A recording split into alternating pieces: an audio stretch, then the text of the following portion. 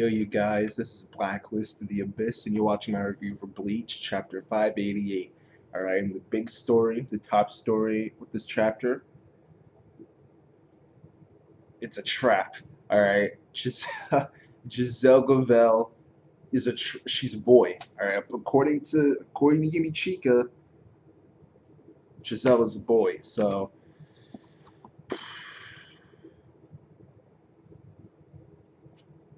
I don't really see the point of making it a trap. uh, um, According to Yumi he could smell semen, so I guess, I don't know, good thing this chapter wasn't scratch and sniff, but I don't really see the point in making her a he. But at least it's cleared up what exactly Giselle did to Bombietta back in, like, chapter 558 or something like that. The chapter that was titled The Heart of the Wolf or something like that.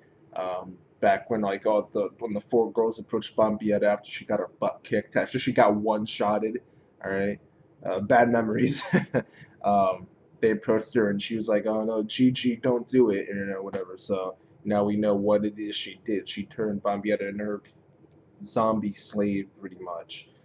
So now she's gonna fight against Yumichika and Ikaku with Bombietta, which I don't know what that'll do because she already got her butt kicked once. Like, what's. Well, whatever, not a big deal. I don't even know why I'm complaining. Oh, I do know why I'm complaining, because all this stuff is pointless and serves no purpose. Um,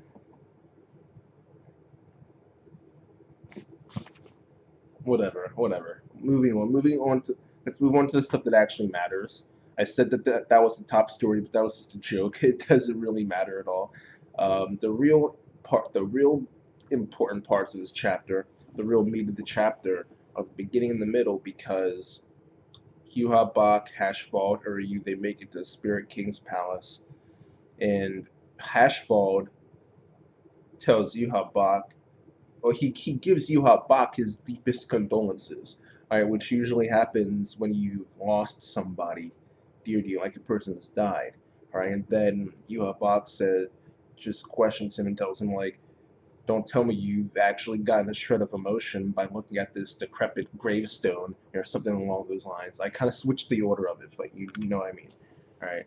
So when I first read that, I thought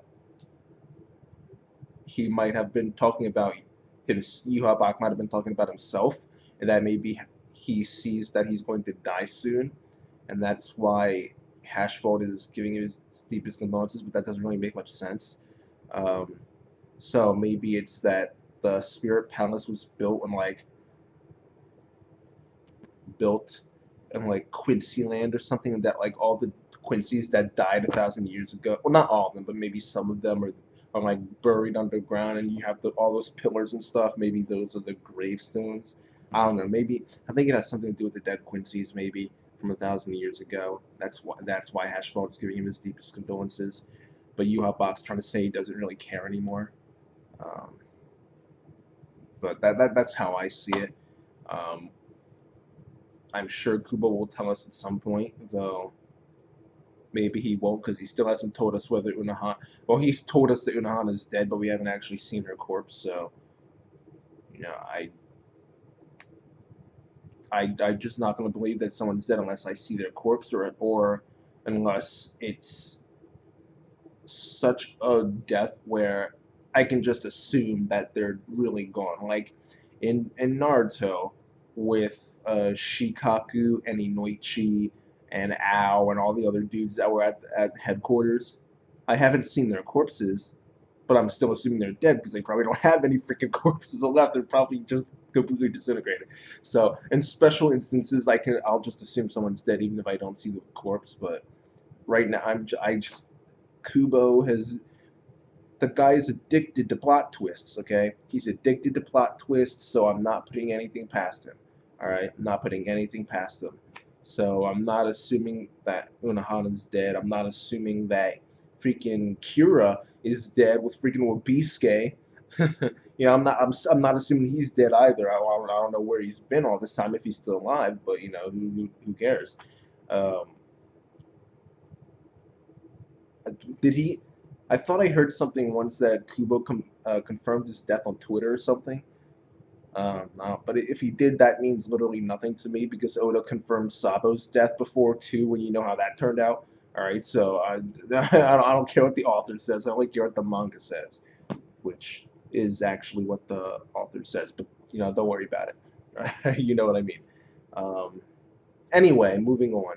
Kirinji shows up to fight against Yuha and Hashball and Uryu. Um, and yeah, all the other guys up there noticed that Yuha had invaded. Well, we didn't see the Spirit King himself, but I'll assume that he, of all people, could notice something like that. But the other Zero Squad guys, they noticed, and Kirinji was the first one to show up. He's fighting against them now, and that's that.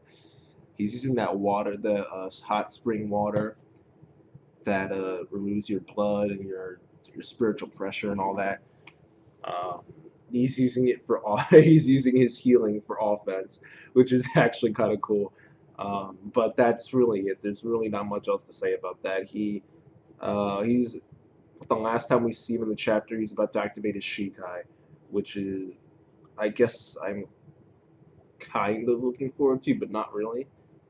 Like, I'm not looking past it completely, but I'm not exactly jumping up and down like, oh man, I can't wait till I see this thing, you know? So, yeah, that's it, you guys. There's really not much else to talk about with this chapter. Bambietta's back. Who cares? She sucked the last time. She'll suck this time, too. Especially since she's just a mindless zombie now. So, I mean, come on. Come on. There's a little bit of there's a question brought up here because of the whole decrepit gravestone thing. So there's that, and Kirinji's there now. The other four will show up at some point too, and yeah, that's all there is to this chapter, and that's it, you guys. So I'll give this chapter a 7.5 out of 10, which is mostly because of Yuha, Hashfald, and Kirinji. Not Uryu, because he didn't do anything. So it's mostly because of those guys I'm giving him a 7.5, why I'm pushing it up that high. Because the Joselle, Ikaku, Yumichika stuff kind of brought it down, because there's, and Bambietta too, for them. But that still kind of brought it down, because who cares? See, because it's all irrelevant. I proved this already, because the entire purpose of, I said it before, the entire purpose of all these battles was just to bring Ichigo down. So the outcomes of them don't matter at all. They never did, and they still don't. So they've already served their purpose of bringing Ichigo down so that Yuha could go up. So they've already, it's just irrelevant. What goes on here is irrelevant. So yeah, it's 7.5 out of 10, and that's that, you guys. Rate, comment, subscribe, and I'll see you guys next time.